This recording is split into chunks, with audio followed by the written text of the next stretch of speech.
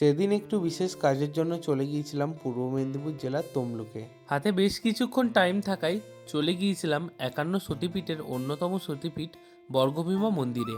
মন্দিরের সামনের একটি দোকানে জুতোগুলো তাড়াতাড়ি রেখে দিলাম। এটা হলো মন্দিরের সম্মুখ ভাগ। সিঁড়ি বেয়ে তাড়াতাড়ি উঠে পড়ছিলাম মাকে দর্শন করব বলে, কারণ এর আগে আমি কখনো মাকে দেখিনি। ওপরে উঠেই দেখি এই বলি দেবার হাঁড়িকাঠ থেকে সবাই সিঁদুর নিয়ে মাথায় টিকা লাগাচ্ছে। আমি একটু টিকা লাগিয়ে নিয়ে মূল মন্দিরে প্রবেশ করলাম। প্রথমেই চোখে পড়ল এই হাজার হাজার বছর পুরনো কাঠগোলাপ গাছটি। সব কিছু দেখতে দেখতে তারপর আমিও ধীরে ধীরে এগিয়ে যাচ্ছিলাম। তারপর দেখলাম এই বিশাল আকারের যজ্ঞের কুণ্ডটি।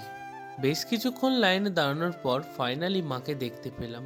কথিত আছে এখানে সতীর বামগোড়ালি পড়েছিল। মায়ের দর্শনের পর জানতে পারলাম এখানে অন্নকূটেরও ব্যবস্থা রয়েছে। তবে হ্যাঁ, বিকেল ৩টের মধ্যেই কুপন সংগ্রহ করতে হবে। তোমরা এই কাউন্টার থেকে কুপনগুলো পেয়ে যাবে। ১১০ টাকা দিয়ে কুপন সংগ্রহ করে মায়ের অন্নভোগ খেতে চলে এসেছিলাম। হাজার হাজার মানুষ এখানে বসে মায়ের অন্নভোগ গ্রহণ করছে। সেবায়িতদের কুপন দেখাতেই ওরা পাতা দিয়ে দিয়েছিল। প্রথমেই দিয়ে দিয়েছিল লেবু, তারপর দিয়েছিল আলু ভাজা, তারপর দিয়ে দিয়েছিল ভাত। এখানে ভাত আনলিমিটেড এবং তরকারিও, তুমি যত চাইবে ততই পাবে। তারপর দিয়েছিল শুক্তো, এরপর দিয়েছিল সোনামুগ ডাল, তারপর দিয়েছিল সব রকম সবজির একটি তরকারি। আর হ্যাঁ, এখানে কিন্তু প্রত্যেককেই ১ পিস করে রুই মাছ দেওয়া হয়।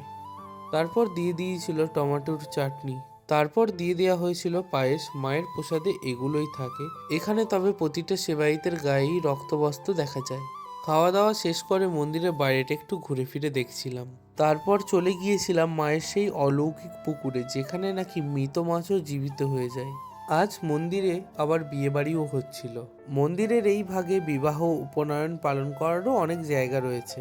তারপর বাড়ি যাওয়ার জন্য বেরিয়ে পড়ছিলাম, কিন্তু ভাবলাম যে না, একবার মায়ের সঙ্গে দেখা করেই আসি। অপরূপা মাকে দর্শন করে বেরিয়ে পড়েছিলাম।